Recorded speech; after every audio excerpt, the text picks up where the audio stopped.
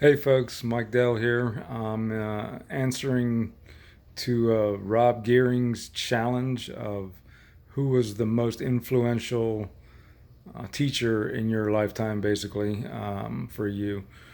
For me, I had to put a little thought into this for a little bit because there's been several that I can think of, some more than others, of course. The one that stands out the most, I guess, that I remember, and I remember some of his lessons and some of the things that he went through and how he went about it was my junior year in high school. My social studies teacher. He was a younger teacher. He was fairly new, only a couple years teaching at that point. This is many years ago now.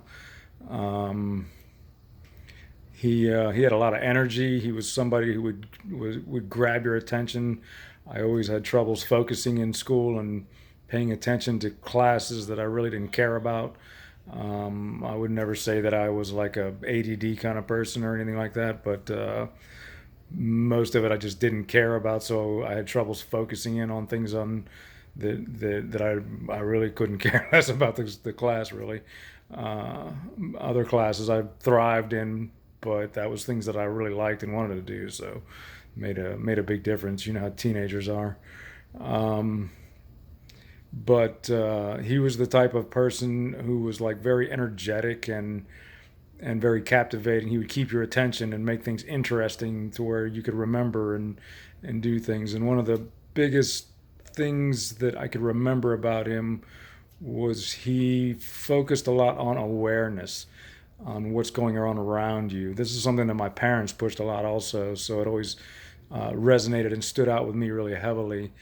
Um, he wanted you to know what was going on, current events. He wanted you to know what was going on in the world, what was going on around you, to be like not so involved. Back then there was no cell phone, so you didn't see everybody dive in their cell phone everywhere they go. They're facing their cell phone, so it was a little easier back then. But a prime example of what I'm talking about with him was every Friday we would have a quiz, a 10-question quiz, typically on what we went over through the week before, and there would be an extra credit question on the quiz.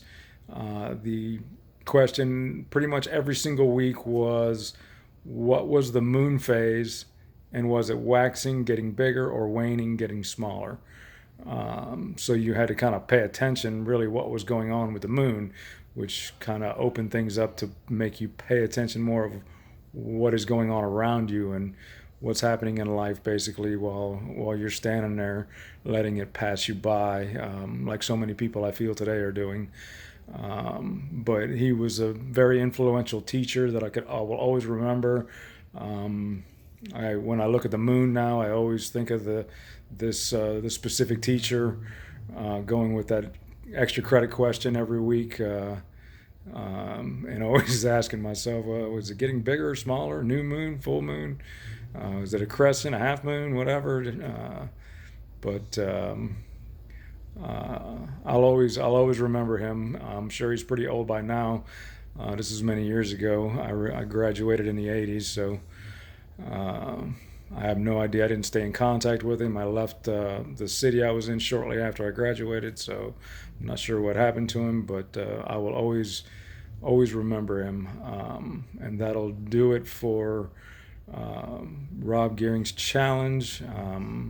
I hope more people will take up on this challenge and press forward with making a post on their own.